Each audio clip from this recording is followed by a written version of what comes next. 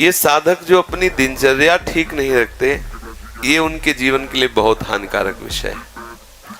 हमारे लिए जितना नाम जप आवश्यक है, उतना ही प्राणायाम आवश्यक है, उतना ही व्यायाम आवश्यक है।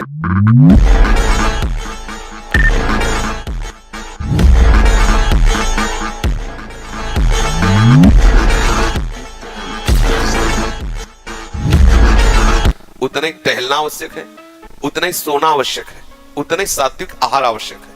ये बिल्कुल ध्यान रखें। तेरे दिन देखते हैं ना, ये बीमारी वो बीमारी, ये परेशानी वो परेशानी। तो सबसे पहली बात है, हम जब कहते हैं तो कोई समझ नहीं रहा, ब्रह्मचर्य की रक्षा की जाए। ब्रह्मचर्य बहुत बड़ा अमृत तत्व है। ये मूर्खता के कारण लोग इसे ध्यान नहीं देते हैं। एक ने तो कहा कि संसार में अभी यही सुख है, तुम भी उसमें भी कह रहे हो कि ऐसा। हम भाई तुम्हें सुखी करने के लिए कह रहे हैं, दुखी करने के लिए तो नहीं कह रहे ना। हम तुम्हारे दुश्मन नहीं है, तुम्हारे मित्र हैं। तुम्हारा मन तुम्हें गलत रास्ता दे सकता है, लेकिन हम तुम्हें गलत रास्ता नहीं दे रहे। तुम सदगृहस्थ हो तो संयम से चलो।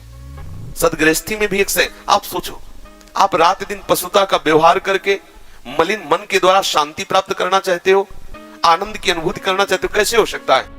आप जब बीमार हो, आज नहीं, आज तुम्हारी यौवन अवस्था तुम्हें समझ में नहीं आ रहा, लेकिन ये तुम्हारी आदत तुमको कल कहां पहुंचा देगी तुम्हें पता नहीं। जब पहुंच जाओगे तब कोई रास्ता नहीं। कितने ऐसे बच्चे हैं जो इस बात में दुखी हैं कि मैं क्या करूं, आत्महत्या कर लूं, ऐसे आते हैं। कितने प्रश्न ऐसे आते हैं कि क्या मैं आत्महत्या कर लूं? देखो, पहुंचा दिया यहाँ, आपके मन ने वहां पहुंचा दिया जो अंतिम दुर्गति का केंद्र है।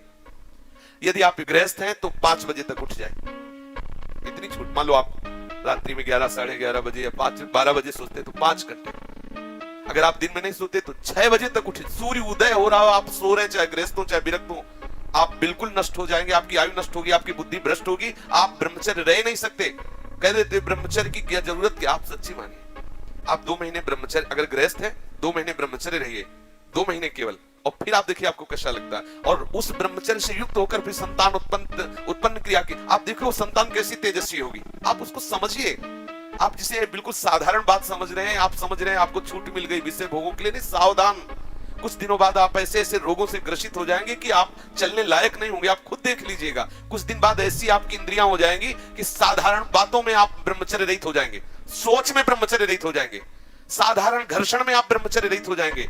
ऐसी स्थितियां आती हैं जिनमें मतलब कितनी दुर्दशा हो जाए, चाहे वो स्त्री शरीर हो चाहे पुरुष शरीर। ऐसा नहीं कि केवल ब्रह्मचर्य पुरुष शरीर के लिए, दोनों के लिए ब्रह्मचर्य है। अगर आप गलतियों से युक्त हो जाएंगे तो स्त्रियों में ऐसे रोग हो जाते हैं जिनके कारण उनको चलना फिरना मुश्किल हो जाता है, उनकी शरीर की पूरी स्थिति बिगड़ जाती है। ब्रह्मचर्य दोनों के लिए आवश्यक है। कुछ लोग प्रश्न करते हैं कि गृहस्थ आश्रम में ब्रह्मचर्य का अस्तित्व नहीं। आप देख लो, अगर साल 2 साल में आंखों में कम ना दिखाई देने लगे तो बताना। अगर घुटने दर्द करे, कमर दर्द करे, चलने पर आपको चक्कर आने लगे, देखना, खुद देखना। एक शरीर है, उसकी एक नियत क्षमता है, आप उसके अनुसार चल। गृहस्थ का मतलब ऐसा थोड़ी कि तुम्हारे लाइसेंस मिल गया भोगों का कि तुम मनमानी गंदे आचरण करो और तुम स्वस्थ हो। शरीर है तुम्हारा, कोई सोने चांदी का थोड़ी बना है। सोने चांदी का भी घिसोगे तो बदला जाएगा, वहां नष्ट हो जाएगा। भाई किसी भी चीज को, इसका एक संयम है। देखो, हमने पढ़ा है, शास्त्रों में भी पढ़ा है, जब भगवान गरुड़ जी की उत्पत्ति करने का संकल्प हुआ ना कश्यप जी को, तो 10,000 वर्ष तक ब्रह्मचर्य रहे। और फिर जब माता विंता के गर्भ में आधान किया तो अरुण और गरुड़ जैसे महापुरुष पैदा हुए। अगर आप 5 वर्ष ब्रह्मचर्य रहे केवल इसलिए कि जो हमारी संतान हो वो बहुत देशभक्त, हरिभक्त, बलवान, विद्वान, ज्ञानवान हो, वो आप नियम से दोनों भजन करो, और 5 वर्ष बाद गर्भाधान करके संतान उत्पत्ति के शास्त्र सिद्धांत, अगर वो महापुरुष न पैदा हो तो बताना।